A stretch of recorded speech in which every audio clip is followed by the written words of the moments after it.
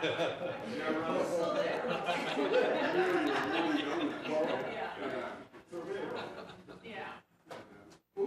Travis today.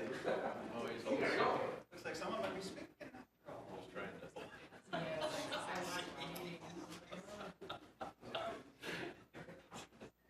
to. Hey, good afternoon, everyone. I'm sorry I have to interrupt all this fun, but it's 4:30, so it's time to get started. I'll call this December 18th meeting of the Moorhead Public Service Commission to order. May I have a motion to approve the agenda? So moved, please. Got a motion and a second. All in favor, say aye. Aye. All opposed, same sign. Motion is carried. I would also entertain a motion to approve the consent agenda. I do have a couple of things to suggest before we do that. I would propose making a motion changing, taking item 9 and item 10 off. Okay, item 9 and item 10. I was going to ask for 10, 13, and 15. We're kind of clearing the consent agenda real quick. No kidding. Anything else, folks? I'll make a motion to approve that change Those to the changes? consent agenda. With those changes. Do I have a second? Second. All in favor, say aye. Aye. All opposed, same sign. Motion is carried. Let's move into customers to be heard or recognitions. Bill, any recognitions? No customers, no I don't see any recognitions. customers here. Moving on to old business. Old business as well. Anyone have old business to discuss? John? I've been thinking a lot about our last meeting that we had regarding the policies and procedures. I think it's important that the commission become aware of any changes of the procedures or policies that we are having. I think it's important that we as commissioners know that before the case. I'm not sure what the practicality of our approval, but at least there should be awareness by the commissioners of any changes to our policies. So, for an example, if the last one we talked about last month about, I think, was the collections, if that wasn't brought to the attention of the commission, we would not be aware of how we're addressing some of the current concerns that have been brought to our attention. So, it'd be my opinion that would be either recommendation or whatever the commission think appropriate, or the rest of the commissioners think about that going forward. Maybe just a little education on how the policies work. There are commission policies, and then there are administrative policies. You do get an email when we make changes on the administrative policies. You actually change the commission policies. And then if there's additional policies that you want to make, or if you even want to make an administrative policy, a commission policy, you can certainly do that. It's probably not, I mean, as far as educating you or informing you of those policies that change at the administrative level, you're probably not going to want to go through all the detail on those at the commission level, but we certainly can provide you updates, or if one changes, we can, bring it up at our planning meetings and see if you want to talk about it or something like that. It's just, I'm trying to think of the logistics of having you go through a lot of the detail in some of those administrative policies. Well, I'm not thinking the detail, Bill, but I'm thinking you, as if you're making a change in your administration, you should inform the commission of that. And you can just make a statement in your manager report or whatever the case may be that this has been a change and this is what we had done or why we had done it. And I don't think we go into the full details of what your management is, but I think it's important that if you're making changes that's going to impact the utility, we should be made aware of it. Sure. Yeah, I mean, we could come up with something where we report on some of those changes. Yep. But I would think the rest of the commissioners should have their comments, and maybe it's just something that's, Yep, yep. not necessary based on the rest of the commission's thoughts. Well, and you do, I'm not sure if you're aware, but you do get all those administrative policies when they're approved via email, but you may, and it is also in your Dropbox. So you do get notified, but I understand how emails are. You may not notice all of those. I don't think I've received email since I've been on the commission. Okay. Acknowledging Well, that. we could check on that because like this last one that I'm trying to think of, well, yeah, the one on collections, that should have gone out because I know Cheryl asked, do you want these going out? And I said, yeah, we want those going out. So you should have gotten it, but Under separate cover, or would those have been included in something that was more in homework?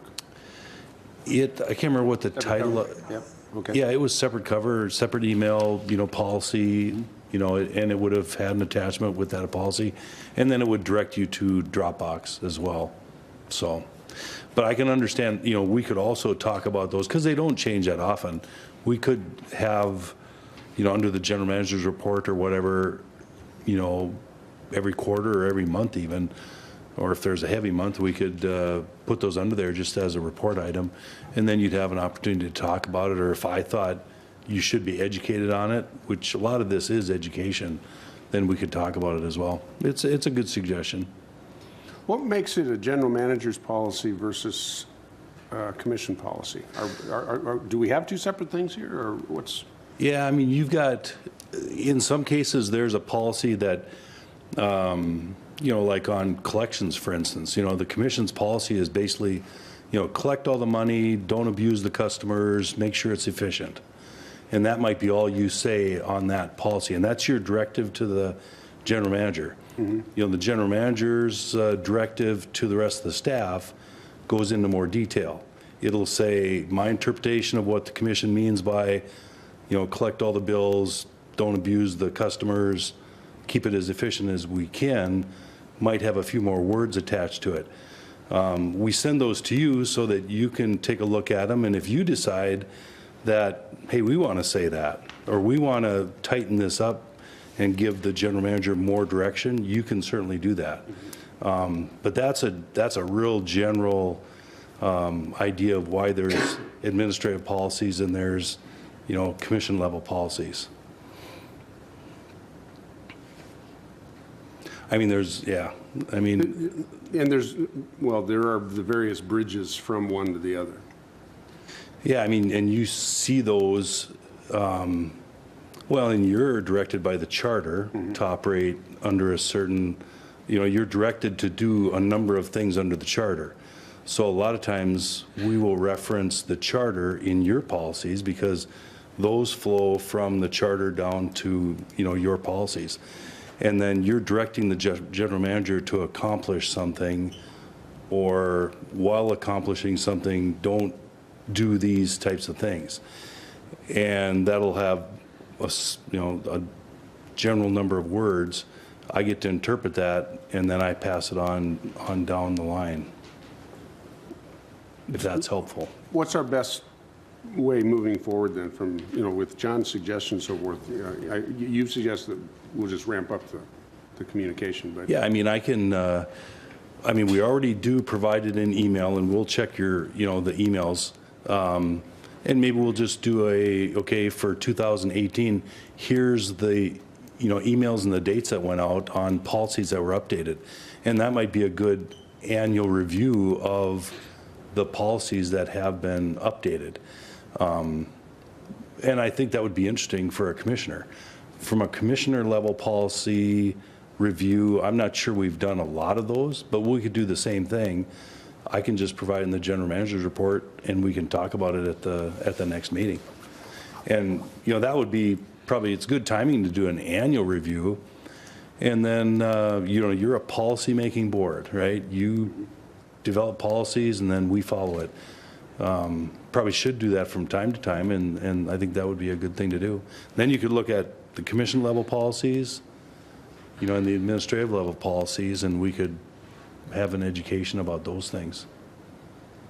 I mean, what you want ultimately is our mission which is to provide reliable utility services, at the least possible cost. I mean, that's using sound business principles or whatever. That's a common mission, and that's what your policies are derived from. And, we separate those out into a variety of areas, like collections, like safety, like administrative policies, those types of things. Anything further? We're good. Okay, well, that matter is done here. We'll do an annual report. Okay. I'll do a little memo and Well- put that in the general manager's report. Yeah, but still, just more than once a year, I think, would be just keep. Well, and then ongoing, I think we would just put them in there. Yeah, okay. Because it's not that hard for us to do, because Cheryl sends those out, and when we send them out, we can just say, well, let's put that on a table in the GM report. I guess the next item, if I can, I can't find it right now, but I think in the minutes here that we had is the last meeting, Councilman Hendrickson was going to check on the 2021 agreement as far as where it's been and where it's at. So maybe Heidi, you can address that, because it's been sitting on the desk of the city manager for 2-3 months.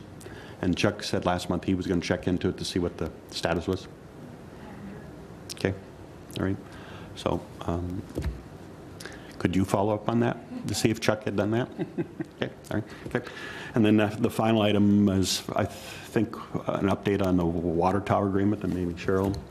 I thought there may be some progress there or some consideration that that's moving forward. So I don't know if it's Yeah, if you Heidi want, or Chris. Or Chris can provide an update. Okay. On my list of reports, I'll let Chris handle it. Okay. Chris Knutson, Water Division Manager. With respect to the I-94 Water Tower Art Agreement, we had a meeting recently with mainly focusing on how we can kind of come to a consensus on the agreement, and I think it was a really positive meeting. From my understanding, I sent it out to the entire committee of folks involved in the meeting, and I haven't got any comments back. So my plan is basically to take it to the mid-January meeting here, and I believe Lisa Bowdy is also planning on taking it to the mid-January meeting of the City Council. So I think some real progress has been made on that agreement, and very positive meeting. Heidi, maybe you have something more to add, or Cheryl? I don't really have anything else to add. I think the concerns that the city had were aired and cleared up, and Yeah. I haven't heard anything that would make me think otherwise, so. Yeah, and I would second that. It was a very positive meeting that made a lot of progress, and like you said, I think the two sides came together and ironed out any differences that we thought we had, and it's moving forward. Yeah. It's very beneficial to meet like that face-to-face versus trying to have, communications via email where things get taken out of context or maybe exaggerated or Yes. misinterpreted. So Yeah. I think it was simply a face-to-face meeting that we needed to have to clear up Yeah. questions, and that was it. Great. Okay. Any further old business from other commissioners?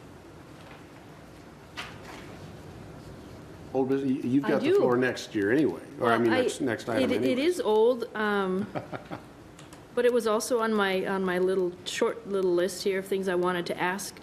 But I think it is probably old business. A couple weeks ago, I had heard that there were still some issues with low-income assistance, energy assistance payments, and that MPS, again, had, I don't want to say gotten into trouble, but gotten some attention at the state level for not participating in the low-income assistance program or not being able to. I would just like to know where everything is at with that and why we can't get that figured out. Bill, can we get this discussed and explained and in the open so that, Yeah, well, I'm gonna Understand. maybe start. I'm gonna ask Nancy to come to the podium, but I'm not quite sure that there's an outstanding issue like you're describing it. I don't, City manager got a call a couple weeks ago from the state. and the state said what? Said they were going to pull the plug and not, going to discontinue working with Moorhead Public Service because of the inability to get things worked out. Yeah, that sounds a lot different than what John Shockley, the city's attorney, has messaged us, because he is saying that the state is understanding the positions of both the state and us, and, the state is okay with the way we're doing all of our practices, so. I think the request from the five of us would be, let's get the stories the same. Let's get straight here and try to understand as a community what it is that we are or are not doing. Well, Because it's becoming it is old business. It wasn't, It's old news. I was wrong. It wasn't 2 weeks ago. It was last week. I think I reached out to you, David. Yep. And I brought the question to Bill, and we have, so this isn't unheard. And one thing you should understand is that this all has to do with the energy assistance that's provided by the federal government to the state, to the local utilities. And there's a lot of rules that we follow. We're following all those rules. One issue that the Department of Commerce has had is that we bill for city services, and we collect city services by disconnecting utility services, and the Department of Commerce has a big issue with that. The issue is really the city's issue, and that's why John Shockley is so involved in this. And we've met with John Shockley and Chris Volkers and Nancy and I and Mark to make sure that everybody's on the same page. But the Department of Commerce has an issue with the way we bill, because we're a larger city. We bill for a lot of services of the city. If we were just doing electric utility and water utility billing collections, the Department of Commerce wouldn't have any issue with how we're doing things. They don't want us to do any kind of collections for the city that will impact the utilities that we provide.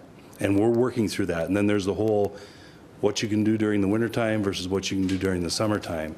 So I don't know if, Nancy, I've given the broad overview, if you want to even add anything. But, I mean, I think we're working very closely with the city attorney, city manager, to make sure that the Department of Commerce is happy with the way we're doing things. Are we looking at, we've talked about this, maybe this would be an opportune time to consider doing a new billing system together, or go, partnering on a new. That's the issue, Heidi. The issue is that we're doing it together. The issue is we're sending one bill out for our piece, for the utility piece, Right. and for the C piece. Yeah. That's the issue. If there was two separate bills, this wouldn't be an issue. But how long have we been having this conversation, or? This is a new item that the Department of Commerce came up with, right? Well, it depends on how you constitute a new item.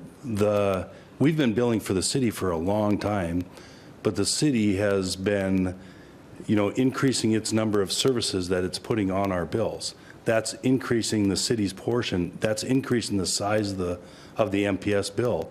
It's now caught the attention of the Department of Commerce. When it was smaller, when we billed for the city for smaller numbers of services, smaller dollar amounts of services, it wasn't a problem. Now it's caught the attention of the Department of Commerce, so we have to deal with it. We have a lot of control locally. We can do things, that's what a municipal utility and a city likes to deal with. We're not a state agency, we're a city. And so we've got a lot of latitude.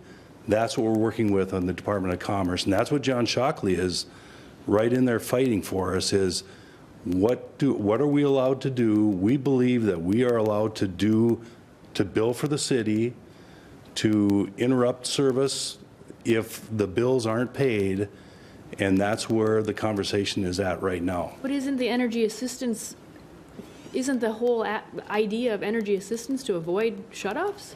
to help those customers who are lower income or who are struggling to pay so that the services don't get shut off to begin with?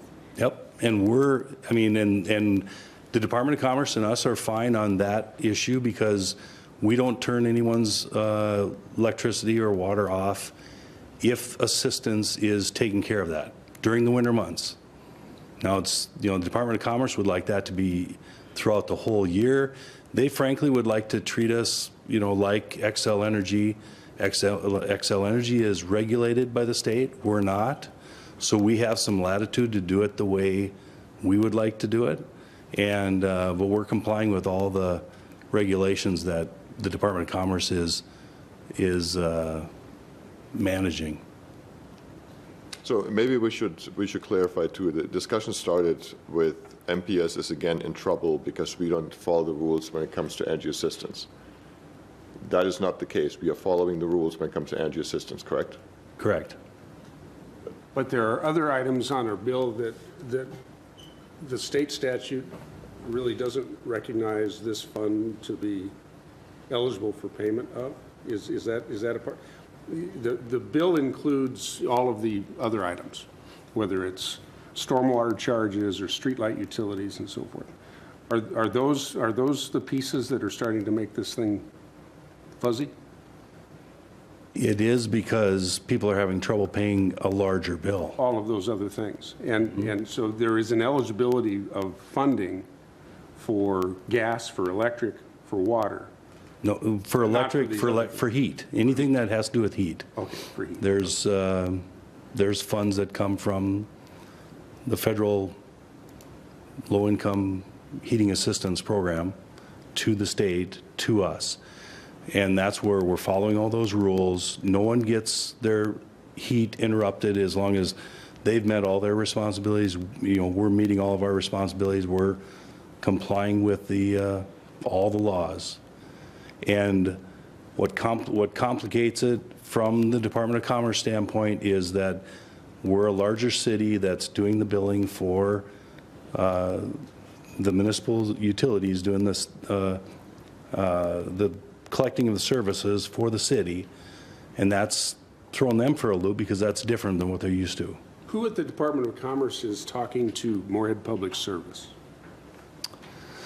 Well, there's several individuals. I mean, I don't know if we want to name them. Because, this is precipitated by a call that went to the city manager. Who is it that we're dealing with so that we're kind of at the front of the conversation instead of on the side of the conversation? Well, I think we are at the front of the conversation. Not when it comes to us this way. Not Right. when it comes to us via the city manager. Yeah, we've been dealing with the energy assistance provider supervisor at West Central Communities Action Agency. There's been a Department of Commerce employee that's been sitting in on some phone calls. As far as I can tell, and from what City Attorney John Shockley told me, a lot of the issues have been resolved, that we're in agreement, we're in compliance, we're doing the program. There have been maybe a few administrative issues that we're continue to work on.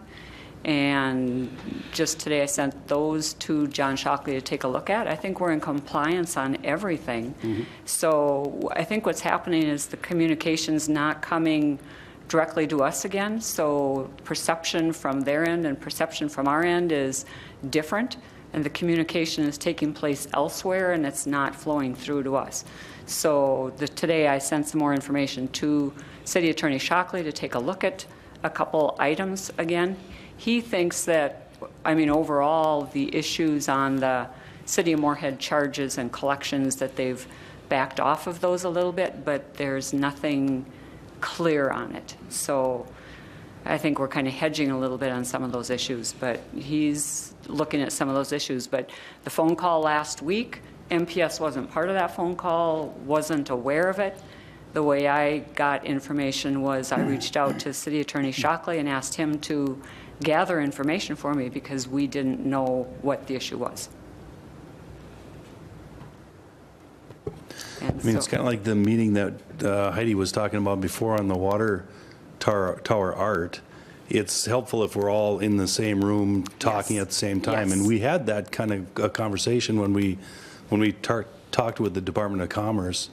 John Shockley was there, Chris Volkers was there, Nancy myself, Mark, and, you know, we verbally resolved most of the issues, and then we followed that up with an agreement. And John Shockley was the one that worked on that. And the agreement was really an email exchange where he's trying to get, you know, the okay on the way we're interpreting their rules. Was that meeting, the results of that meeting, was that shared with commissioners?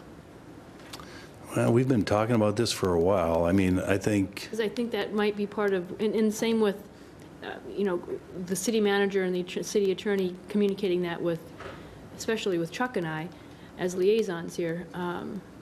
That information needs to come back to us, not just city manager, not just general manager, not just attorneys, but we need to know that too, because we're hearing it on the front lines from those who are experiencing the issues.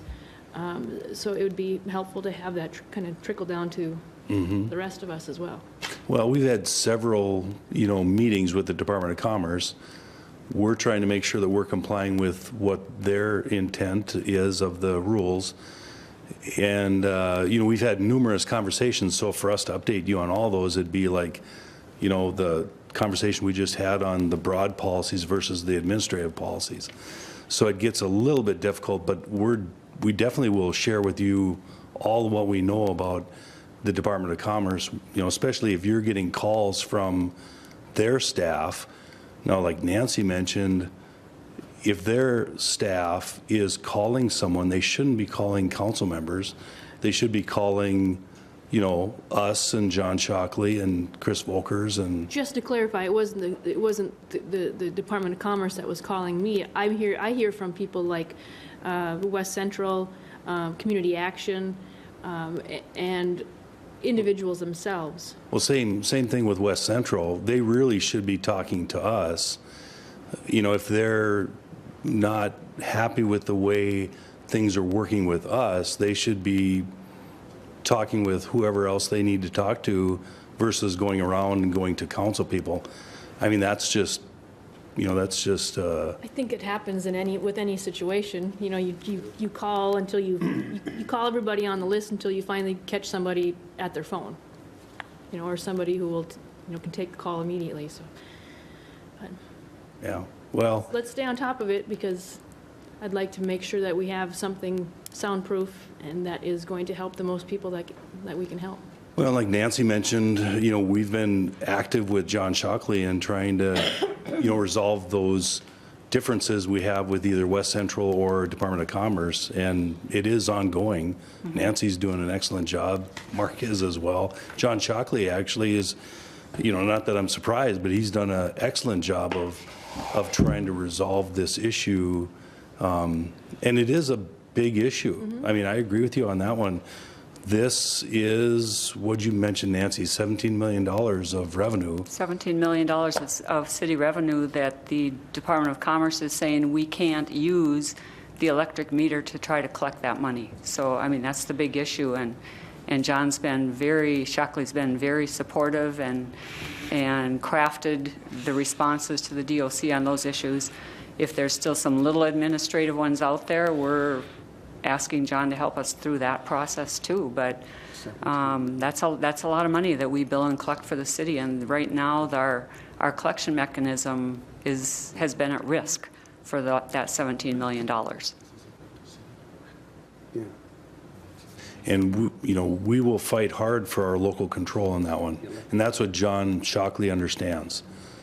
There are no laws in the state of Minnesota that say we cannot do with what we're doing. There might be individuals that don't like it, but that's what we're using to collect the city's $17 million. Keep an eye on it legislatively, because someone that doesn't like it could introduce some kind of a bill saying can't do what they're doing in Moorhead. And we are one of the biggest cities, especially this side of the state, that does this.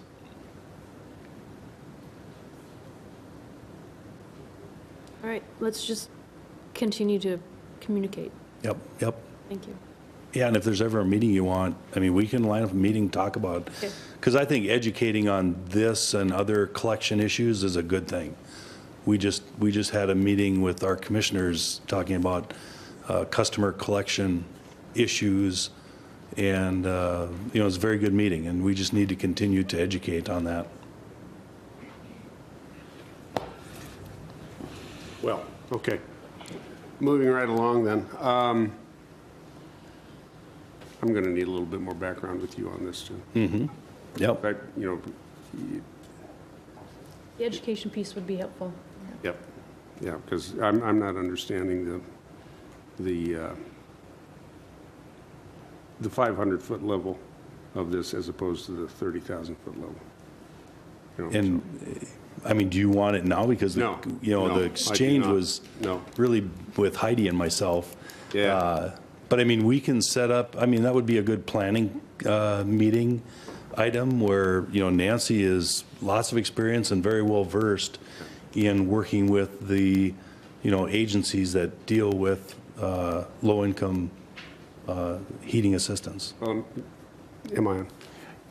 My perception is that there are a lot of people talking around various corners and so forth, but no, you know, yeah, I mean, you guys are talking to Shockley, but somebody's calling the city manager, and what, you know, if West Central has issues, they need to deal directly with it. And this whole he said, she said, emails and text messages and so forth is just not acceptable. We see that at a level that is completely unacceptable all the time, and we shouldn't be participating at that level either. You know, if there is a complaint, it would be really nice if the complaint is spelled out, because I still don't understand it. You know, they're using, I understand that we collect the bill. You know, my bill came today, and it's a lot of line items, and I understand that the state doesn't want to pay for some of these other things. I get that. But it seemed to me that what we were doing was trying to separate out what it is that's eligible and what isn't. And somehow someone's not understanding how that happens. And the more we talk about it, the more confused I am about it. So, But the reality is, I mean, we are sitting together, right? yeah. No, well, no, West Central's not here. The Department of Commerce is not here. John Shockley's not here. City Well, manager's but not John here. Shockley is talking, from what I just heard, John Shockley is talking to Department of Commerce, right? Correct. We are talking to Department of Commerce. Is anybody talking to West Central? Oh, yeah. So, Then why are we getting telephone complaints a week Bill. ago to the city manager's office? Well, those should be directed to us. Yeah. Yep. I mean, But this is somebody, you know, my understanding is there's somebody in the Department of Commerce that's got an axe to grind. Let's lay it out that way, because somehow there are people like you and Nancy and John Shockley and others that are trying to solve this. And I'm losing my temper with it because it's another damn issue that keeps on rolling through here and we never get it resolved. That's my problem with this. I'm really tired of it because we have these things that just float and float and float and float and we don't get them done. So, let's get it done. That's my chief frustration. I get it, but I don't understand a politician administrator in St. Paul who's calling our city manager complaining about the way you're doing your business and about the way we're trying to take care of business. That's the problem. So, that means getting whoever it is in the room who's got an axe to grind, because somebody's causing trouble for us. Because all of you good people are trying to solve it, and he's throwing a grenade in the room. Okay? Heidi, council report. My report was on the water tower meeting that was already had. We discussed that. I don't think I need to talk about that anymore. Okay. And the other issue was that, what we just talked about. So I will leave off saying I hope we can get a meeting where, you know, Chuck and I as liaisons can be there, a couple of commissioners can be there, so we can be better educated. So we can talk with West Central, we can talk with Commerce, we can talk city manager, general manager, Nancy, John Shockley. I think we need something like that. Okay. Thank you. Public Service Commissioners. Ralph. I have a quick item. We had a meeting of the Lake Islay Water Association on Friday. Update on the pipeline project from the Missouri over here. The biggest takeaway I had there, well, first of all, there's stuff going on and we are spending money and making all kinds of plans. The biggest item there probably was we had a representative, I believe he was a senator from North Dakota there, and he was talking about the cost share component that the state is at 75% and going down potentially. He was throwing out 50, 40, 30%. Actually, this is all theory right now. I believe if it's less than 90% cost share, it's going to be a very difficult project to get done. It's a $1.3 billion project, so we'll see. Nothing was done in that respect, but we'll get more information once North Dakota decides what they're going to do. So that was a quick update. Just a quick question, Ralph. Was there any conversation about going forward other than just kind of the shock of the price tag? What's Fargo talking about for water supply? I mean, we're moving forward. The project's moving forward. I mean, again, the biggest step now has to be, I mean, there's stuff happening. There's planning going on. There's easements are being bought. There's land that's being considered. All that is going on in engineering, what have you. But the reality is we need to figure out where that percentage is, because if that is really at 75%, nobody can afford it. I mean, all the small water systems, they were talking about a monthly increase on water bills, $10 to $20 every month on every customer forever. Then in the news yesterday, was it Jamestown that announced that they're pulling out of the project? Yeah, so it's going to be interesting. And that was they were a big payer. Yeah. So it's going to be interesting. I mean, Fargo would be the biggest user, but even Fargo could not afford, in my opinion, that kind of project. And always remember, too, this is not a water supply project that runs all the time. This is only the backup project. Yeah, that's. So you still have to maintain your water plant. You still have to maintain everything else you're maintaining all the time, and then that on top. So we'll see what happens. I think the next meeting is going to be in January sometime. We may have more information, but the 75% and lower, I think that was a little bit of a surprise in the room. So we shall see. Okay. Chris, anything? Okay. Yeah. Not a problem. Not a problem. We've heard from John a couple times. You got something else? Yep. Okay. Last week, there was a presentation done for City Council and EDA regarding the properties that the city owns. I think it was a very well done presentation, but I think it might be beneficial if the city manager or somebody from the city would just give a brief summary of that information, because there are several, I think, significant projects that are going on in the city right now that would be nice to have all that information brought up as far as, and without knowing all the details, but there are several new buildings and projects that are being considered in the city right now that I think would be beneficial for them to be shared to the commission as well. In regards to that presentation, I did ask for kind of a condensed version of that for a lot of people, myself included, that we can have handy to share with people who are interested. As soon as I get a hard copy of that, I'll be sure to send it your way, EDA way. I'm sure some of the EDA members have asked for something like that as well. Thank you. Mm-hmm. Cheryl, anything from you? No, nothing. Okay. I understand that the Customer Service Committee is working. Any kind of update from your conversations, or are we ready to talk about that?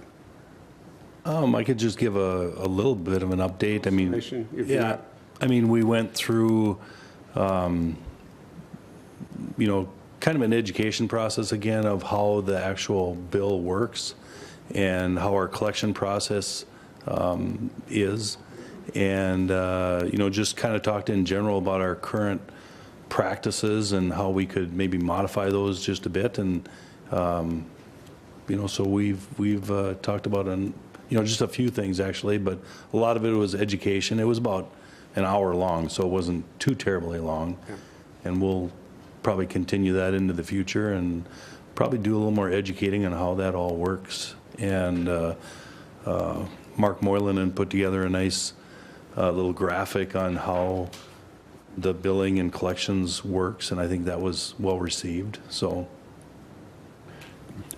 Mark, would you just briefly come up and just summarize that quickly? We talked about that I think would be beneficial to the rest of the commissioners.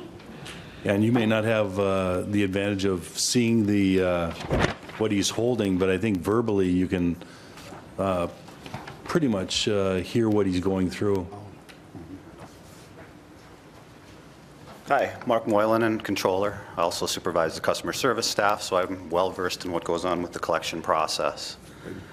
We did meet, as they mentioned, for about an hour. We reviewed the overall collections process, and Nancy's currently handing out the graphic that they were looking at that shows how services are used, when they're billed, the due dates, the communications that go out, what happens if a bill isn't paid, and if the first bill isn't paid, what happens at the next step.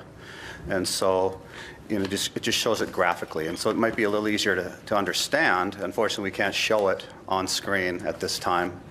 But as you alluded to, this might be a good topic for a future planning session. So at that point, we could definitely make sure this is available to see. But, we feel that the key is that this process is applied consistently to all accounts, and there's sufficient time, we feel, that it is allowed between the time a service is used, between when it's billed, when it's due, if it's not paid, when the next bill goes out, and when, as a last resort, which is the last thing we want to do, is actually disconnect service.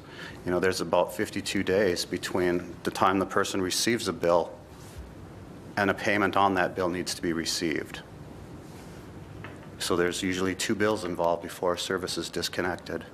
We do a communication with the first bill. That's one communication. The second bill goes out with a cutoff notice. That's communication number 2. Then we do attempt to do an automated courtesy call reminder about 3 or 4 days before the actual disconnection will occur. Again, we're limited by accurate phone numbers. We can only use what we're provided, and if the phone number has changed or not been updated, we can't make that call. So again, this would probably be a good topic for a future planning meeting. But if you have any specific questions, I'd be more than happy to try and answer them. Mark, just a quick question, and then we'll move around. The February 22nd payment due item on the... And that's just an example for this. Yeah, and for example purposes, when was that statement mailed? If the 22nd is the due date, what was the mailing date? We generally bill on a day. We have 10 cycles, we call them, within our billing system. Which, if you think about the city, it's separated, it's chopped up into 10 geographic locations. Yeah. So we bill for 10 different areas at different times during the month. They all have different due dates. So, for example, we try and look at this one. We will send the bill out on the day that we bill it. So it goes to our printer, or if you've signed up for e-bill, it'll be sent through the email system and arrive at your phone or your computer, and you'll say a bill's available. You can go out and look at it instantly. Otherwise, it goes to our printer, which is located over in Fargo, gets mailed out that same day. So prior to the due date, a person hopefully will have the bill in their possession for a minimum of 18 days, if you assume 3 days to mail. Okay. And that's just the first bill. And then there's a 4-day window basically for late charge grace period. And then a second bill will go out after a second month of service has been used. And again, we'll have the same length of time to make a payment. And again, the automated phone call will go out as a reminder. And if we want some statistics, which we'd be more than happy to share at the planning meeting, kind of show how it goes from 100% are billed, 14, 15% have late charges, and by the time we get down to the end, what's the percentage that we're actually affecting negatively. I know I, for one, would like to have a deeper conversation with a little bit more preparation. Oh, it's been an issue. We know it's an issue. But I think John had Did you have a question? No, Heidi. Oh, Heidi did, okay. Thank you. I was just curious as to how the cycles, or maybe it's the dates, how you figure out your due dates. So like instead of billing a person every day on the 5th, 1 month it's the 5th, 1 month it's the 9th, 1 month it's the 10th. How does that happen, or why does that happen that it's not the same every month? The primary reason is that everything that we try to do, and it's been historically done this way, occurs on a business day. So we don't bill with dates of Saturday, Sunday, holidays. And the due dates, again, have to fall on a business day. So we always say your bill will go out between the 5th and the 10th, a 5-day window. And the due dates could fluctuate by 5 days. Mm-hmm. Now, we have had discussions to try and, standardize that. Right. And if we hear enough, we'll look at doing that. And I think it could be done. The drawback is if it's a Saturday or Sunday, the transaction will not occur that day for those ACH customers. And it does shorten if a payment is due on a Sunday. If a customer really wants to, meet that deadline, they'd have to make that payment on Friday. And so it doesn't truly give them the 22 days. So we try and have everything occur on a weekday. Yeah, there's definitely pros and cons. Mm-hmm. Like, you and it's a struggle we deal with. Yeah. I think in some of the long months, a person could technically get a bill on December 1st and get another bill on December 31st, and giving the person 2 utility bills in the same month is... Correct. Yeah, and that did happen with this last cycle, and we admit that it happened, and we were trying to massage the schedule to fit within the holiday schedule, because we happen to have 2 days, Monday, Tuesday, 24th and 25th are non-business days, and then the 1st of January is a non-business day. So it got moved up, and we also had another set of bills due on the 2nd. So we didn't want to have 2 sets of bills due on the same day. But we'll look at that and maybe move them out a little bit further. I appreciate you looking at, options and maybe standardizing things. I mean, I think a lot of people, maybe not everybody, has a credit card, and they're used to that 21st date. If it falls on a Saturday or a Sunday, they at least know it's always going to be there on that date. It might be something to... Correct. And again, we've discussed this many times in the 8 years that I've been here, what's the right way to do this. Okay. And for our planning purposes and, what happens with the customers, we're trying to balance both and make it work for both. And at this time, this is what we're doing. Mark, doesn't mean we have to do this. Do you want to maybe talk about the effect that this cycle of billing has on your staff? Correct. Well, because we have so many residents, and to be honest, we end up, due to the collection process, we end up disconnecting, unfortunately, about 200 to 220 accounts every year, or every month. So divide that by 10 cycles, we're doing 20 to 25 disconnections to try and prod payment and get the process going. And if we had due dates falling on the same day, we're limited as to when we can disconnect, because you have to have at least 24 hours between the time you're disconnected to make a payment. So we can't cut on Fridays. If a holiday occurs on a Wednesday, we can't disconnect on a Tuesday. So we're always massaging every month so that it'll fall on a weekday, and try and be consistent, a minimum of 22 days. It could be a little bit longer, but it never goes less than that. And in addition to that, they're processing, I think, Mark, you said 18,000 bills a month? In excess of that. That's how many bills we send out. So those have to spread out through the month cycle here to try to equal out the staffing responsibilities here for it. So, and I think it's just in our meeting here that we had, we threw out a lot of different options to look at to see how we can improve our billing practice, and I think that's still going on. Cheryl and I are on that committee, and we're still working with staff to see how we can improve our billing process.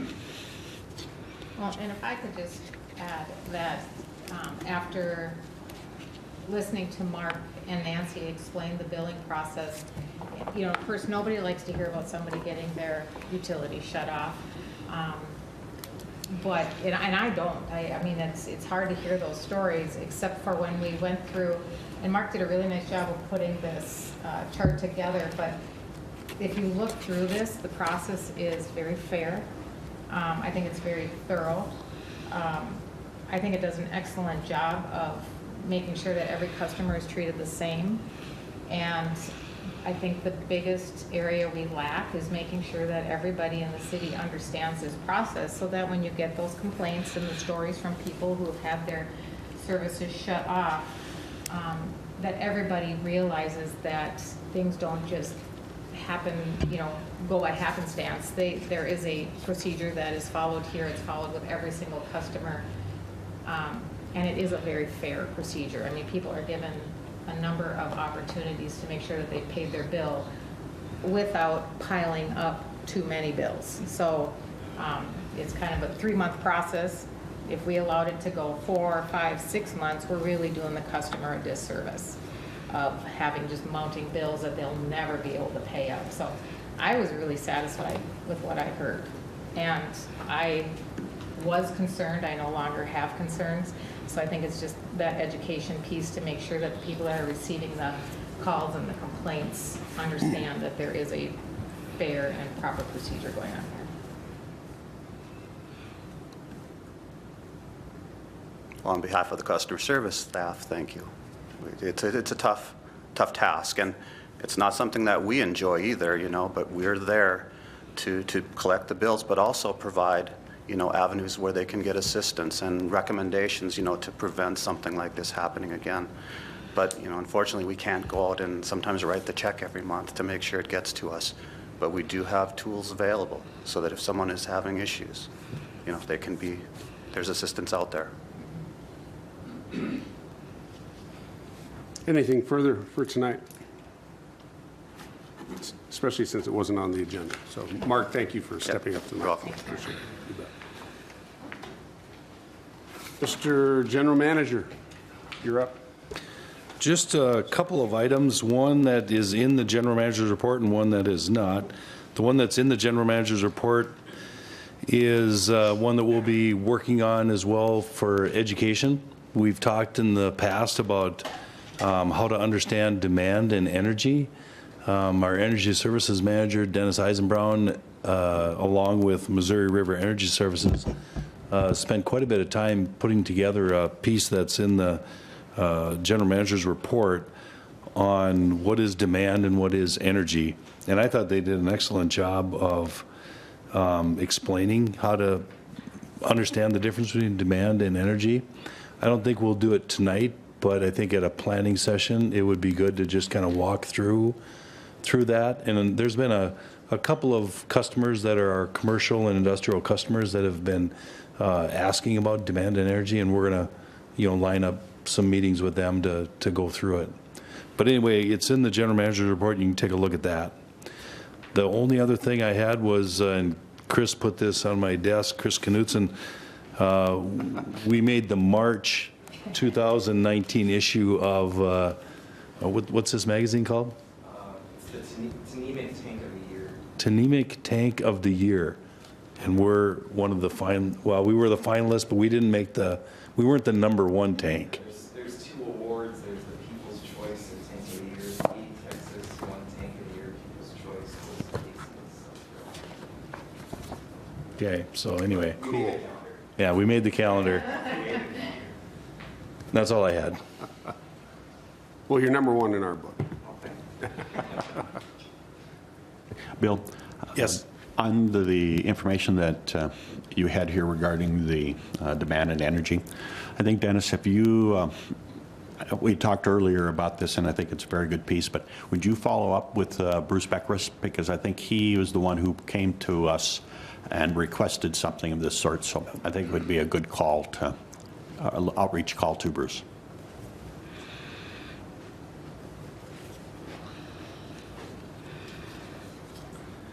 Dennis Eisenbrown, Energy Services Manager. And yes, I do know Bruce, and I will contact him.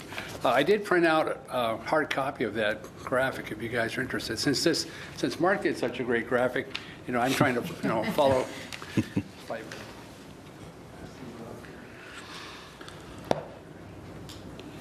We did use this one time with a customer, and it worked very well, so.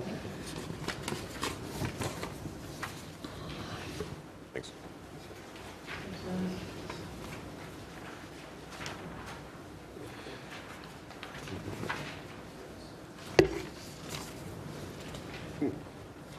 Have any questions? Thanks, Dennis. We'll take a good look at it. Item number 8E is to accept the report on the 2019 water main replacement and transmission upgrade projects. Chris.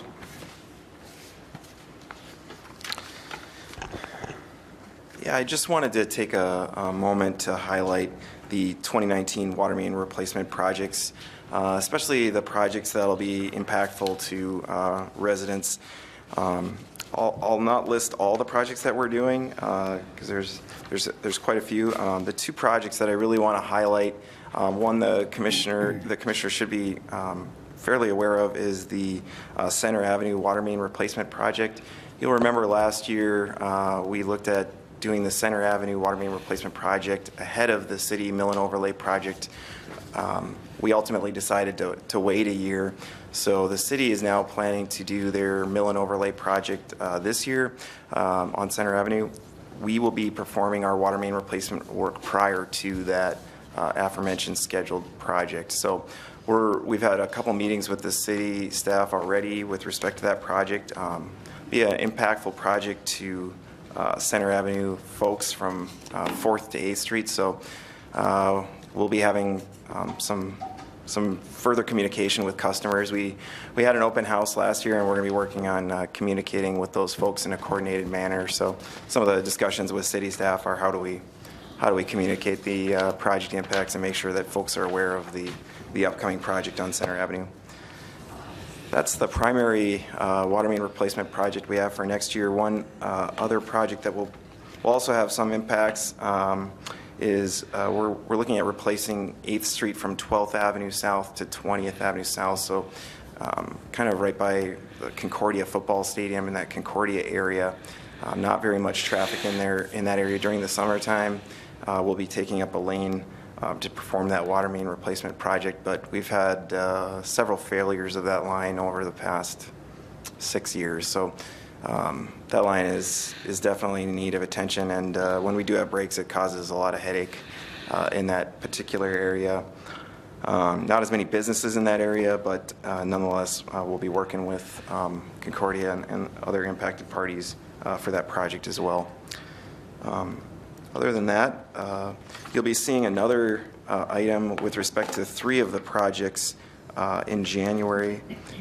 We did get a $1.84 million drinking water revolving fund loan to fund some of the projects on the list. And that'll be very beneficial to provide funding to help us keep up our water main replacement to meet our water main asset management plan goals. So we've made some big strides the last 6 years in terms of getting a lot of water main replaced. We now only have 25.8 miles of cast iron left in our system. I think we had 33 back when I started this process about 2011, 2012. So made some big progress, and we've made some big investments, and we hope to continue down that path. And I think it's really been impactful because we've really kind of reduced the number of water main breaks in our system, really helped improve our system reliability and reduce the amount of disrupting events that we have in our distribution system. So appreciate the support in that regard, and just wanted to inform you of the upcoming projects and the potential impacts that they ultimately will have. I noticed they were doing locates along 8th Street, right along your route there today. You haven't begun the work yet. No, we're going to be starting very shortly on design. We want to have bids out on these. Because we started last year on Center Avenue, we'll probably be bidding in February. So you'll see some stuff very shortly on Center Avenue, and shortly after that, you'll see some stuff on 8th Street. So we're going to be starting work very. I was seeing orange paint on 8th Street today. So yeah, we're starting. So we want to get competitive bids. Pretty straightforward. And again, every year it's been good work getting these mains replaced. What was your count or your incidence of main brakes failures this past year? We've been around 50 the last couple of years, which is great, considering that back in, I think, 14, 15, we were having about 90 breaks or so. So we've come down quite a bit from that level, but and I think it's as a result of getting some of the really bad water main, the really highly corroded water main out of the system. But we still kind of have to keep the pressure on and keep going forward with the program, so that hopefully in 10 years' time, less than 10 years' time, hopefully we won't have any more cast iron in our system. That'll be a great day. Right. Yeah. But that would mean we would have to replace at about 2.5 miles a year. Yeah. And we are at 1.4. So that's actually a big concern of mine. Yeah. At the rate we're going, we're looking at 15 to 20 years. The stuff is already 20 years over the due date. Right. Is there something we need to do? Because one of the things we said 3 or 4 years ago, we're going to raise the water rates to actually replace the stuff fast. And now we're looking realistically at another 15 years. Yeah. Something we need to look for next year. I think we need to look at a bigger, and we're looking at 2020 already. We had some bigger projects like the Sims project where we took out, a couple miles of water main, 3 miles in 1 year. We need a few of those projects in there to chip away at that and because you're right, it doesn't pencil out if you look at it. So we need to start chipping away, doing some of those bigger projects in the next couple of years. Because I remember one of the concerns was that we wanted to increase the water pressure overall for fire protection, and we can't do it with the old stuff in the ground. Correct. So, 1.4 miles, fantastic. We need to be at 2.8. Yeah. Right, that's reality.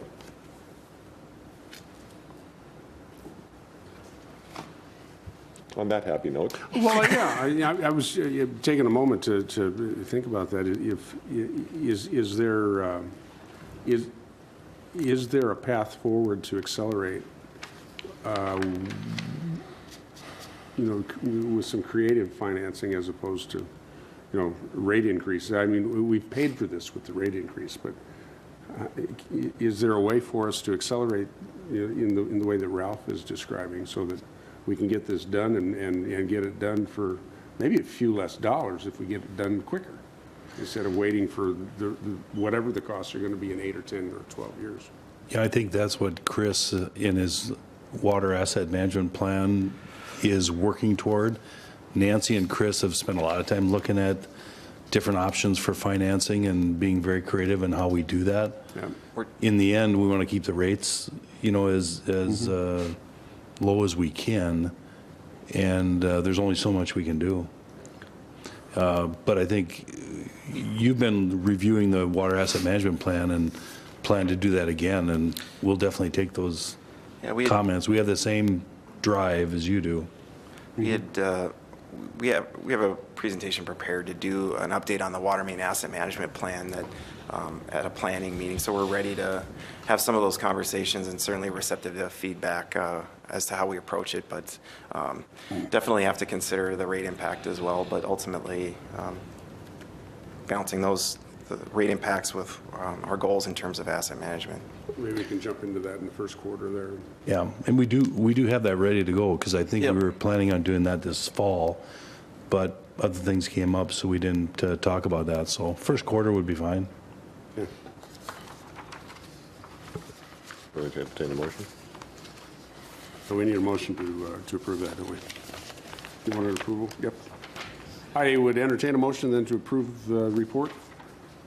So moved. Got a motion? Got a second? Second. Motion and a second. Any discussion? All in favor, say aye. Aye. All opposed, same sign. Motion is approved. Thank you. Item number 9 is to approve a task order number 3 with Sandman Structural Engineers for roof replacement at MPS Dispatch Operations Center. John, was that you that asked for this? Yep. I think primary reason why I asked that to be removed is that when we're looking at a $350,000 expenditure, I don't know if that should be on a consent agenda or not.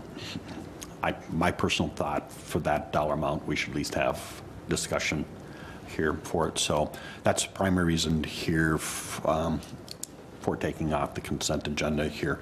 You look at the the information here, I think it comes pretty straightforward. Basically, you're dealing with leaks and issues on the building here, and you've researched it here, and you've come up with the bids and appropriately that this is the best solution to the flat roof that we're dealing with. Yeah, very well said. Okay, all right. So unless you have something to add to that bill here, again, that's just my thoughts. Not other than just it needs to be done because there's a number of leaks that are now happening. We did, because of our facilities planning discussions, we were looking at possibly doing a vertical expansion on a portion of this roof. So we've delayed it by, probably a year or two. And by doing that, I mean, we've had to suffer through a couple of leaks, but it definitely needs to be done at this time. Okay, I have no other questions. I'll let you make the motion. Okay, I'll make the motion then that we accept Report 9 as proposed. Got a motion, got a second? Second. Got a motion and a second. Any further discussion? Probably not. Hearing none. All in favor say aye. Aye. All opposed, same sign. Motion is approved. Item number 10 is to approve a change order, number 1, with Key Contracting for 20th, 21st Street, 115 kV transmission line relocation construction. I think John asked for this one. I was going to as well, so John, go ahead. Reading through the proposal, it appears here that we had a contractor who dug too close to the pole.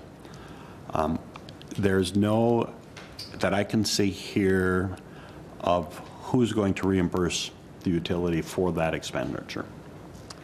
So are we going to bill the contractor for this work, or are we going to assume it's our responsibility that they dug too close to the pole? I know there was some misunderstanding from the contractor, but I think it's their responsibility to ensure that they are digging in the correct area. And they can assume that they were correct or not, but that's... I'm going to let Joe do the first stab at this one because he'll have the more accurate information, and Travis is actually ill tonight, so he's the one who's been working on this. I'll just throw in that was exactly my question as well. I wondered, okay, where's Ace in all of this? So, Joe Moore, Electric Operations Manager. That is correct. They have a retaining wall right along on the property of the high school, and when you say they got too close to the pole, they got right on the pole, and not realizing that the bottom of the pole where that stands was at the bottom of the footings.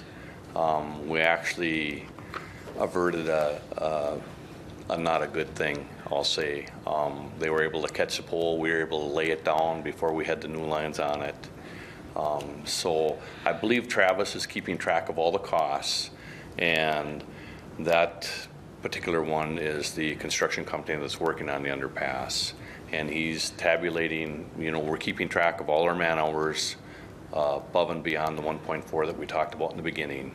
So I believe he'll be having a report of the bills and the extra charges and time that we've had, and so we are keeping track of it. So is the contractor aware that we're going to look to them for their reimbursement?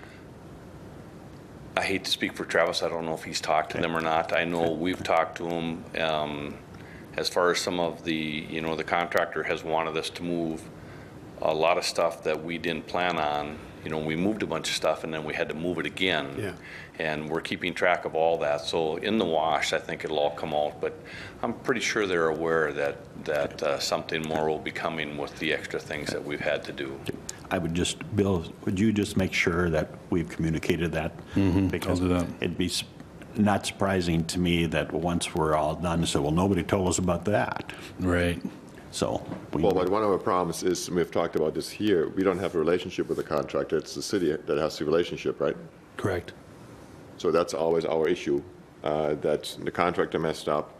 We're ending up paying for it, but we need to rely on the city then, and somebody needs to talk to the city to help us out, get the money back from whoever made the mistake. Because the relocation was 140,000, what was it? It was a big number, wasn't it? That double relocation item that we had. Anyway. Okay, I My guess. point is somebody needs to talk to the city to make sure that the city is on our side to go after the contractors if the contractor Right, makes a mistake. and I know Travis has been talking with Bob. You know, I think he's got a pretty good relationship with them, so I'm not quite sure where he is on the numbers. I don't want to say something that he did or didn't do. So I just know what we had to do to fix the problem. Well, and this would be helpful if we had the agreement done that we were looking at for 2021st Street, because it outlines some of those things, because just as Ralph mentioned, it's going to be difficult for us to collect through the city for any of these changes. And like Joe mentioned, there's a tabulation of things that are just adding up. Yeah. And at the same time, the city's got things that are adding up as well, because this is a complex project. You know, we're going to be lumped in with all those things that the city is adding up with the contractor as well. And I'm not confident that we have the positioning with the contractor in order to get all of our overages reimbursed. And that's where the agreement was helpful, because we said in the agreement that we're going to pay a maximum of $1.4 million. So, and that was between us and the city, so then we're keeping track of our things with the city. They can go after the contractor. But that's not, you know, we don't have an agreement yet on that. Thank you, Joe. And I will make this report at our next council meeting too, so that the rest of the council is aware. It would be nice to tie down the agreement just so that we're kind of, you know, kind of out of the nitty-gritty, because we don't have any standing with the contractor per se. Our standing is through the city, but we really don't have any say on that. And the city is going to rack up a lot of change orders and revisions and those types of things themselves. Well, this is change number one for us, and I would imagine there will probably be at least some others. But my hesitance, along with John, was, well, golly, you know, it doesn't even mention the real responsibility or liability for that. So, you know, we have the relationship with Key and so I guess we can do that. But Yep. but with some additional note that you know the issue isn't settled, that you know With Key or with ACE or with the city or whoever it is that Well, they have to. Yeah, I mean, it's on where, you know, who is doing the negotiating for whom. We're subs to the city on this project. So, I mean, we're doing our work, we're getting our line out of the way so the city can get this project done and we're not delaying anything. We knew that going in. We wanted to have an agreement so we would, you know, have our finances taken care of. What's your pleasure, folks? Well, just to be sure that we have that understanding here, I'd propose that we accept the report as presented. Second. Got a motion and a second to approve the motion as presented, or the change order as presented. All in favor, say aye. Aye. All opposed, same sign. Motion is approved. Item number 11 is to approve task order agreement and task order number 1 with Apex Engineering Group for design of the South Side Water Tower. Chris. Yeah, MCAM, thank you. Oops, we're a little, hey Cheryl, could you push it back a few slides? I'm a little bit, we're not quite on the, I can't control it here. There we go. Thanks, I just have a very brief presentation with respect to this item. Really, the intent of the presentation is just to give you a quick overview with respect to this proposed project. It's a big project, and I just kind of wanted to give you some understanding, kind of with some of the reasons why we made some decisions to this point and some of the further decisions that'll come as a result of the project. Cheryl, if you could advance. Thanks. So we've been talking about the Southside Water Tower for quite some time. The real intent of the project and the need for the project is to really do two things: enhance the pressure for the Southside Moorhead. There's been a lot of development on the south side. We want to make sure that we supply adequate water pressure to those residents. And then the second reason is really fire protection. We want to make sure we have adequate storage on the south side and make sure that we can meet necessary fire flows for the south side of Moorhead. So those are the two drivers for the project. We actually identified it as an action item in the 2006 Water Distribution Master Plan. The master plan actually identified construction of the tower happening between 2010 and 2015 because of water conservation. We were actually able to delay the construction of this project by several years. So we've come to a point now, though, where we do need to get it done. One of the other items driving the project is that we're currently planning on coating the I-94 tower in 2020. Having this tank online during the course of that project will be beneficial, just to supply water pressure while that tank is down for the recoating process. So some commissioners will remember back in 2016 we worked with the Krebs Estate to purchase some land right by Good Shepherd Church on 28th Street South and 40th Avenue South. So we've had that parcel for some time now. We've identified the location and we're preparing to move forward with the project. One of the kind of the big things that we did during the RFP process for this project was to identify the style of the tower. So many of you are familiar with the current style of towers we have. That's this spheroid style water tower. One of the big decisions that we made going into the RFP process for engineering was to go with a composite style tower. And if I know many of you have seen the St. Cloud, Minnesota water tower, that is a composite style water tower. So some of the drivers for that decision-making process were really a couple. The spheroid is composed of all steel, so there's a lot of maintenance costs associated with that. Obviously, you've seen that the recoating projects are very expensive. If we do a composite tank, that's actually a steel structure on top of the cement structure, so a lot less steel to recoat during those types of projects. And you also get some benefit in terms of you can actually store a lot of materials or things in the base of the tower as opposed to a spheroid water tower. Some people even put offices in them. We don't have any plan to do that. There you go, Bill. Yeah. Yeah. Yeah. And then there's been some recent volatility in structural steel pricing as a result of trade relations with China that really kind of sealed the deal for us, making a move towards a composite style tank. So we felt that was the direction we wanted to go, and that's what we asked for the engineering scope of services with respect to this project. So that's kind of the direction we're heading. Cheryl, next slide, please.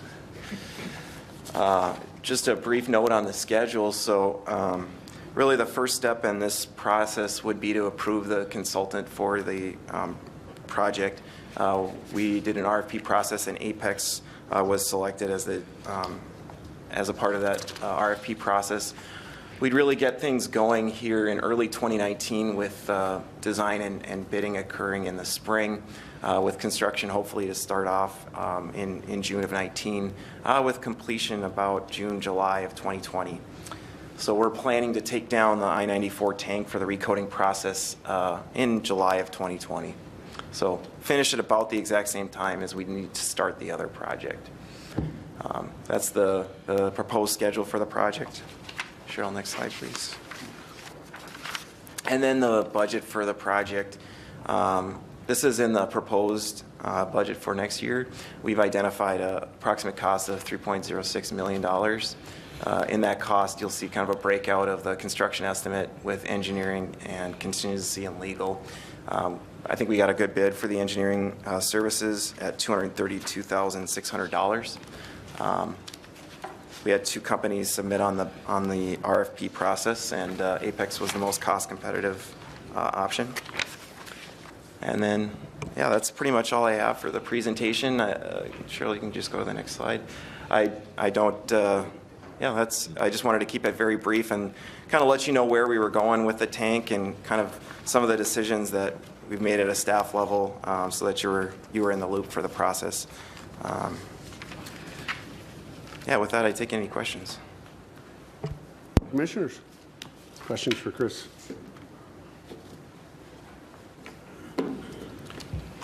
Looks interesting. Oh, you again.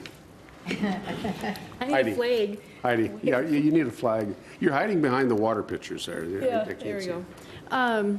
Chris, I think most of us know this, but maybe you can just talk to it so that the public knows. What's the plan for any artwork on that tower? Sure. So we discussed this at the last commission meeting, and the plan for artwork is that MPS will be guiding that process. It'll kind of go side by side with the design process for the tank itself. We'll be starting the public input process in January for it. I just talked to the person that will facilitate that process. It'll be Carrie Lee Kinslow is her name. She'll be facilitating that, but we'll be working with the same artist who did the Woodlawn and Oakport Towers. So that's the plan for the artwork. In Carrie's proposed contract, we'll be bringing the artwork or the design of the tank to the commission, and we'll be bringing it to the commission for approval. We'll bring it to the council as an informational piece when we do get to that point, likely in March or April. So we're still working on the timeline. We're still developing that component of the project. Okay. Will there be ideas from the community, or will there be that work group that we have for the Woodlawn Tower? It'll be a smaller work group than the Woodlawn Tower, but it'll be similar. Similar. I haven't identified the members of that yet. I believe that I'll be doing that in the next couple weeks here, but it will be the same folks from the commission that I've worked with previously, and I haven't initiated any conversations with the city regarding who would be representing, but we'd be open to, we'd be open to that. Thanks, Chris. Yep. Anybody else? Questions for Chris?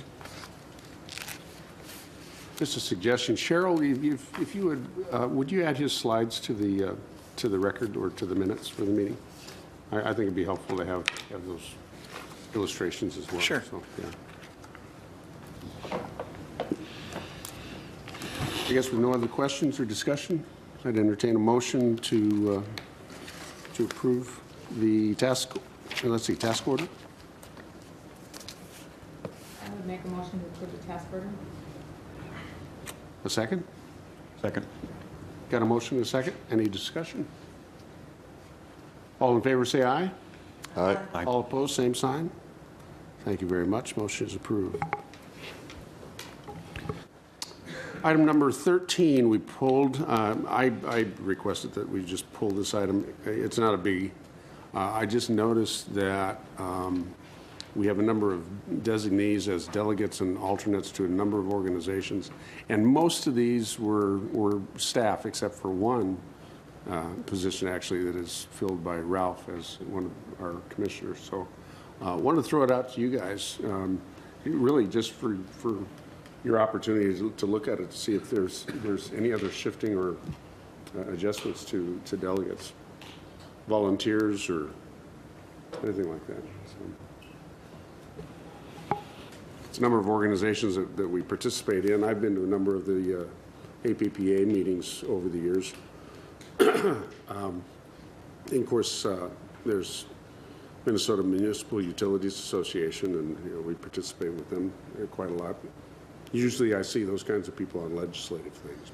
And these, the delegates are required under like the bylaws of these other organizations, so that there's a designated person from the community that is authorized to vote on behalf of any changes in policies, bylaws, constitutions, those types of things. And, these can change from year to year, maybe depending on who's going to be available to go to the various meetings, or if an important issue comes up. Right.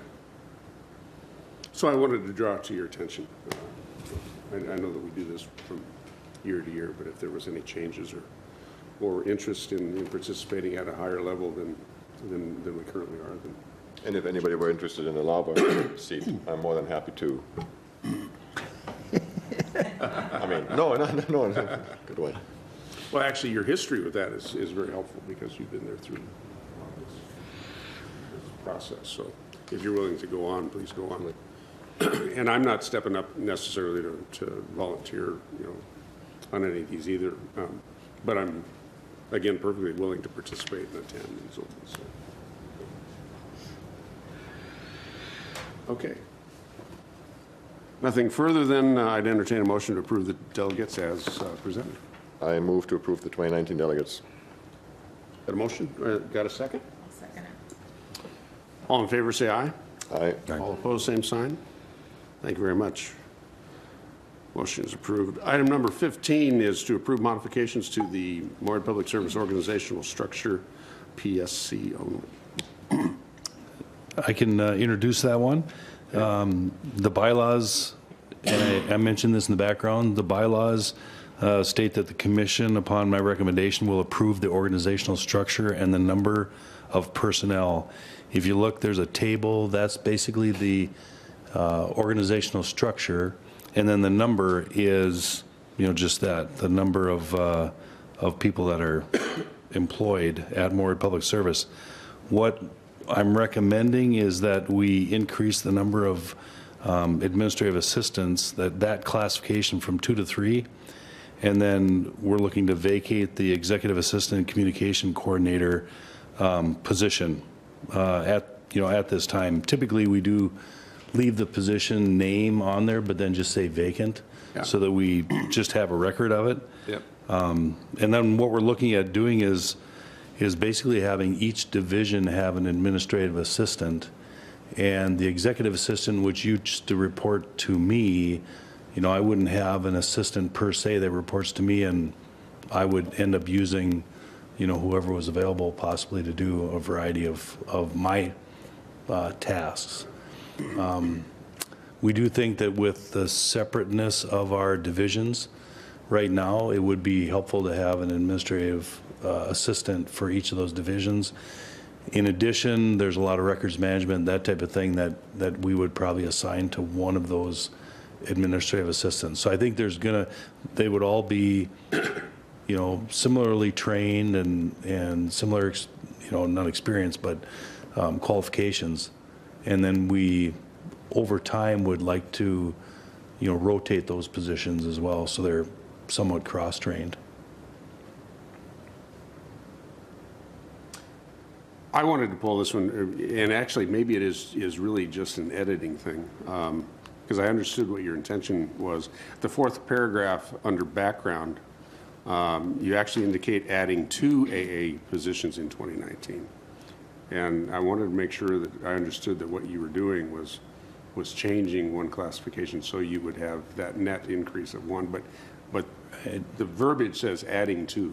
Sure. Yep. And so, if you wanted to add 2, then we weren't doing that. If we don't want to add 2, then what we're doing is fine. Yeah, do we have that right? I mean, I'm not sure how we. Because it says the net monetary impact is 32,000, which, is inexpensive. But it said adding 2 AA positions in 2019. So just want to make sure. Nancy Lund, Admin and Finance Manager. The commission approved adding an administrative assistant a few months ago. We're still in that process. So the actual body count that's added in 2019 will be 2. Oh, but will be 1 2. was already in the budget, yeah. So, so by this process tonight, we're dealing with adding 1 to our structure, but we'll be we're in the hiring 2. Okay. Okay? Well, that is a good clarification then. Okay. Okay. Thank you. Yep. We're good with that? I have Chris? a question. Yeah. What did the communications coordinator do that you no longer need their services? Why is it vacant? It is a lot of social media, that type of thing, that the communication coordinator did. And those tasks would be rolled into the administrative assistant's tasks. And so we aren't giving up on doing social media and that type of thing. But, like with every other organization, it's evolving on how that's done. And, some of those things, it was distributed throughout those 3 administrative assistant, but it is a more of an administrative assistant type task. Thanks. Anything further? May I have a motion? I move approval of item 15. I have a motion. I have a motion and a second. All in favor, say aye. Aye. All opposed, same sign. Motion is approved. Item number 16 is to approve access easement agreement with Strata Corporation, Glacier Resources, and Glendon Farms Corporation for access to Strata's gravel pit. Chris. Yeah, before I get into this item, I just want to acknowledge GM Bill Schwant's effort and MPS attorney John Bolger and Aaron Larsgaard. A lot of effort, a really great team effort to get this agreement done. You might remember the context. Basically, the context of the agreement came about as a result of the 2020 First Street project. A lot of the construction materials associated with that project were heading to the Strata gravel pit located just south of MPS's well field along Highway 10. We engaged in conversations with Strata in about August of this year, and then had a meeting with the Clay County Board of Commissioners with respect to our concerns on the matter. After that meeting, we were able to sit down with the Strata folks and work out what I feel is a very positive agreement. It took a while to get all the parties to agree to the language, but I feel that this step is a very positive one in terms of long-term aquifer protection and ensuring that we're protected at that site for a great while. John?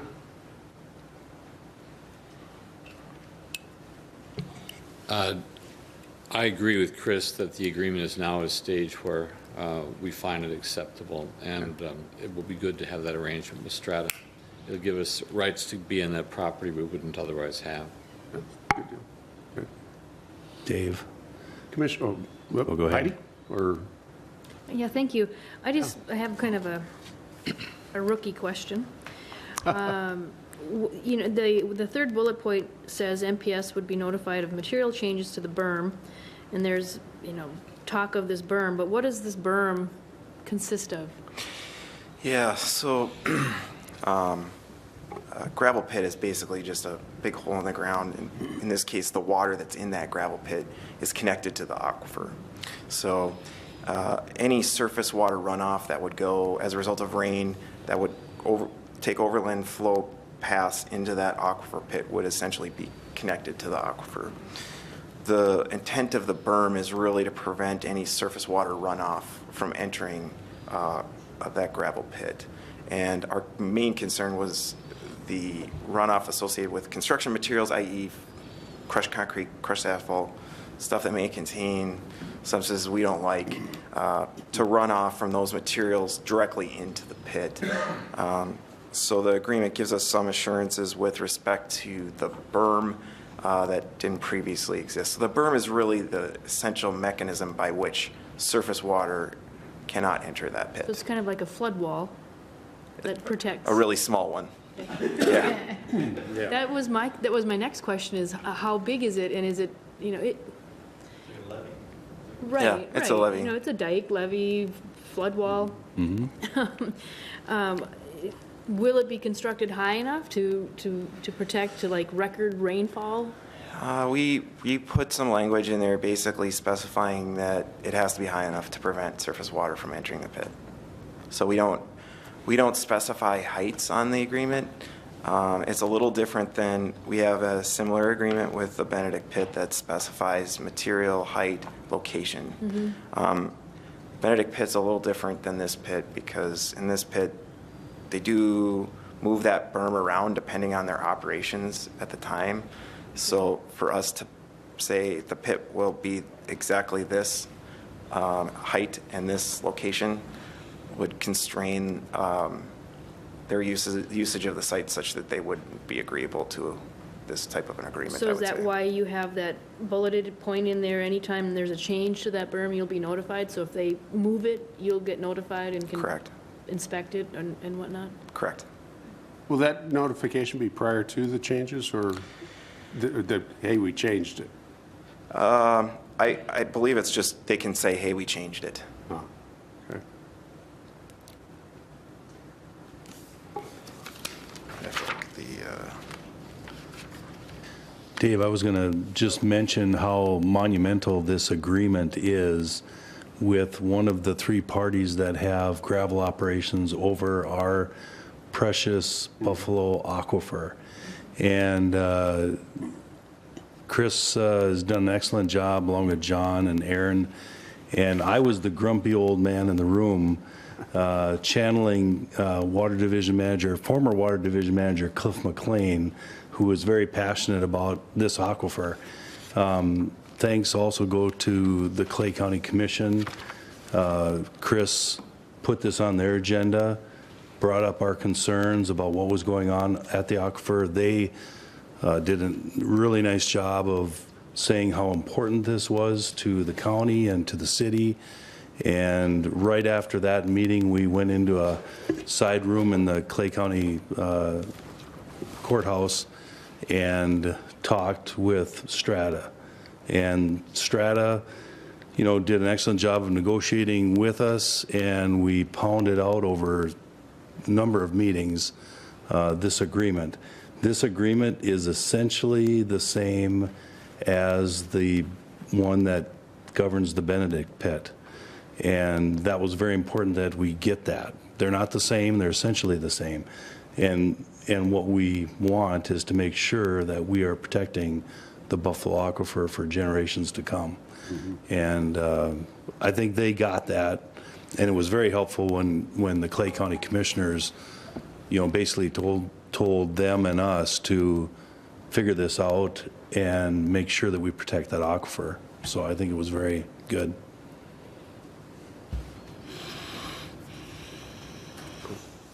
Cool. Yeah, I agree.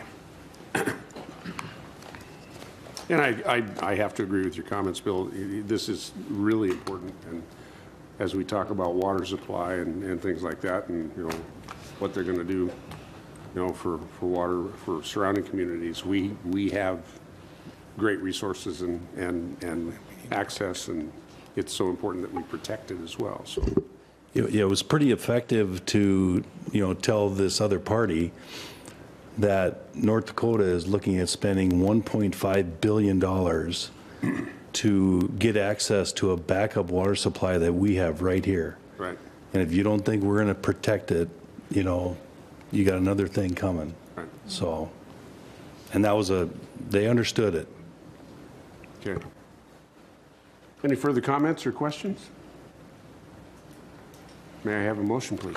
I make a motion to approve the access easement agreement with Strata Corporation, Glacial Resources, and Union Farms Corporation. I have a motion. Do I get a second?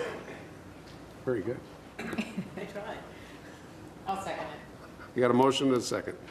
All in favor, say aye. Aye. All opposed, same sign. Motion is approved. Thank you very much. Do we have anything else to do tonight? No, we don't? Okay. Well, with that, before I adjourn, may I extend my best wishes to all of you for a great holiday season, and to the staff and to all of you out there in TV land. So motion to adjourn? So moved. Second, anybody? Second. We just don't want to leave. So all in favor, say aye. Aye. All opposed, same sign. Meeting is adjourned.